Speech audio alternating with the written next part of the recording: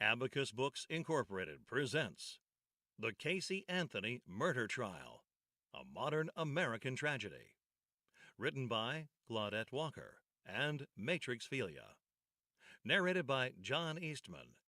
This book is an opportunity to look inside the American criminal legal system in action. The Casey Anthony Murder Trial is the most complete account known of this high-profile murder trial of a mother charged with killing her child. Comment from the authors.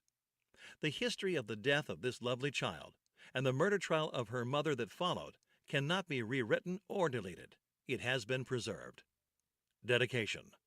Kaylee, the wind whispers your name. Forward by David E. Sire, Esquire. How many times in my career have I hopefully asked for a judge's reconsideration of a ruling? I have no idea. In my nearly 30 years as a lawyer, with many of those spent as an assistant public defender handling only criminal cases, I have represented clients in hundreds of cases, including murder and serial murder cases. I have been lied to by my clients, witnesses, and opposing counsel. I have felt the thrill of victory and the agony of defeat. I have been exposed to questionable and unethical conduct from, thankfully, a precious few opposing counsel. I have received rulings both favorable and unfavorable, and seen my share of cantankerous judges and outstanding jurists. There have been times when I have been required to advance a defense based on facts or theories I question, but no ethical lawyer will put on evidence that the lawyer knows is false. The defendant in a criminal trial is a special case, because he or she has the absolute constitutional right to testify or to refuse to testify. If a defendant cannot be dissuaded from testifying falsely, the law provides a procedure for the lawyer to allow that testimony without participating in it. Capital murder trials are like no other for a defense lawyer. No other criminal case has stakes so high. Literally, the defense lawyer holds his client's life in his hands. Despite the acts that the client may or may not have committed to reach the courtroom, a failure of the lawyer can result in the client's demise. Once a person is executed, there is no turning back the clock, no possible compensation for a life lost. That is not to say that the lawyers do not also feel for the victims. We do. The responsibility is awesome. For those of you who think that being a criminal defense attorney is all glamour, think again. For those who wonder why anyone would subject himself or herself to this life of torture, the reason is that there can be no greater satisfaction than the search for justice. William Blackstone, a famous English jurist, said, quote, "It is better that 10 guilty persons escape than that one innocent suffer," end quote. That is the rationale for our law's presumption of innocence. Those of us on both sides of the aisle who labor in the courtroom trenches seek justice. Justice is not always done. Sometimes the guilty do go free, and the innocent are incarcerated. But the rule of law exists for us all. I was asked to assist with some legal definitions and explanations in the book you are about to read. I am the, quote, house lawyer you will see mentioned. Since I am married to one of the authors, how could I refuse such an invitation? This book is a glimpse of the trials and tribulations experienced by all who are involved in the judicial process.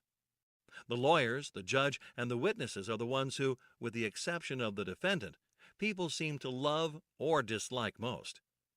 Trials engender strong emotions in us all, at least if we are paying attention to the details. Very few of us have actually witnessed an entire murder trial. I believe you will get a representative look at what really occurs in and outside the courtroom by reading this book. Speaking as one who has been there, this book gives a real feel for the action both inside and outside the courtroom in the trial of a high-profile capital murder case. The estimated cost of this trial will be in the millions of dollars. Quote, "To lose a child is out of the natural order of things. I have lost a son. Any failure to participate in the police discovery of information pertaining to a missing child leads to overshadow my objectivity in this case," end quote. That was a statement during jury selection by an honest prospective juror who was excused for cause and who is not on the final jury panel for the trial of Casey Anthony. This book contains the trial's participants, the legal system, and the media. Part 1. Chapter 1. Why? No other single word is less relevant or more relevant in the death of Caylee Anthony. Caylee Anthony, not quite 3 years old, had been missing for 31 days before a police report was filed. That, we believe, is what brought worldwide media attention to this case. We have heard the 911 calls and seen thousands of pages of discovery documents filed in the court by the prosecution and defense for the upcoming criminal case. The mother, Casey Anthony, has been tried in the media and presumed guilty by most who have heard the massive media coverage. Now the questions are, what of this information will be admissible, and what other evidence yet unknown will make the courtroom? Who will judge her on that evidence, and what will the result be under the judicial system of the United States of America? Caylee's bodily remains were located in a wooded area on December 11, 2008. Her body was found approximately a mile from the home Caylee had always known. Who took Caylee's life is the question.